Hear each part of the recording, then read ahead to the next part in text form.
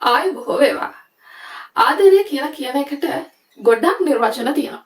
ඉතින් මේ නිර්වචන ඔක්කොම එකතු කරලා එක තැනකට ගත්තොත් අපිට කියන්න පුළුවන් ආදරය කියන්නේ හරිම සාපේක්ෂ දෙයකට. අපේ සාපේක්ෂ දේ ප්‍රමාණය අනුව ඒ බැඳීමට එක එක නම් දෙනවා. ආදරවන්තය, බිරිඳ, සැමියා, අම්මා තාත්තා, යාළුවා, ඒ වගේ බැඳීම් ගණනාවක් අපි වෙන් කරනවා ආදරේ ප්‍රමාණය අනුව. ඉතින් මේ ආදරය කියන එක පදනම් වෙලා ලියවෙච්ච ලස්සන කතාපොතක් තමයි, නවකතාවක් තමයි හදවත් වරක් 2 කියලා කියන්නේ. මේ හදවත් වරක් 2 පොත ලියන්නේ පළවෙනි පොත. ඒ කියන්නේ හදවත් වරක් අංක 1 කියන පොතේ ලේඛිකාව වන නිලුකා බ්‍රැන්ඩන් මහත්මියගේම පොතක්. ඒ කියන්නේ පළවෙනි පොතේම දෙවැනි දිගහරම විදිහට තමයි මේ පොත ලියවෙන්නේ.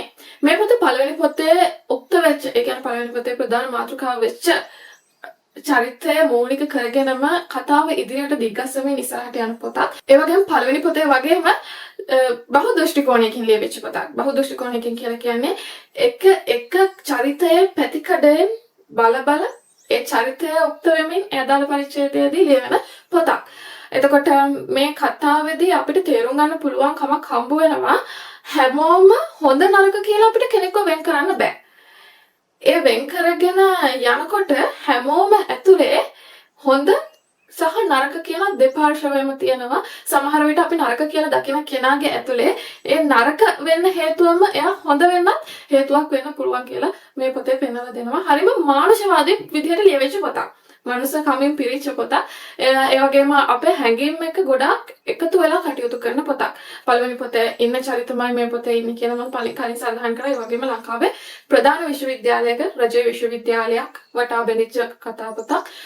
මේ පොතේදී පවුලේ සහයෝගීත්වය, යාළුවන්ගේ සහයෝගීත්වය, කැඳුණු සම්බන්ධතාවක් නැවත ගොඩනගා ගැනීම, ආදරය කියන එකට කොච්චර විශ්වාසය බලපානවද? ඒ වගේම ආදරය කියන දේදී සමාව කියන එක කොච්චර තදින් බලපානවද කියන එක පැත්තකින් පෙන්වලා දෙන ගමන් අනිත් පැත්තදී මට හිතෙනවා සමහර වෙලාවට මේ පොතේ ඕනෑවට වැඩිය එකම චරිතයෙන් වැරදි වීම, ඒ කියන්නේ වැරදිකාරයා වෙන එක පොඩක් වැඩි වුණා දත් මන්දා කියලා. ඒක ඉතින් මගේ මතයනේ. ඔයගොල්ලෝ කියලා බලලා පහලින් කමෙන්ට් එකක් දාන්න ඔයගලන්ට කොහොමද ඒ පොත ගැන හිතුනේ කියලා. ඒ වගේම මේ පොත සංවාද ගොඩාක් තියෙන පොතක්. ඩයලොග්ස් ගොඩාක් තියෙන පොතක්. එතකොට අපිට කිසිම වෙලාවක බෝරින් වෙන්නේ නැහැ. හැබැයි ලොකු ප්ලොට් ට්විස්ට් එකක් එක්ක යන්න කැමති කෙනෙක් නම් මේ පොත ටිකක් බෝරින් වෙන්නත් පුළුවන්. නමුත් මේ පොතේ යන සිද්ධිදාමයත් එක්ක අපිට නිදි නැතුව උනත් කියවන්න පුළුවන් විදිහේ පොතක් කියලා මට පෙන්වලා දෙන්න පුළුවන්. ඉතින් ඕනෝක තමයි හදවත් වරක් 2 කියන පොතේ මම දකින හොඳ නරක.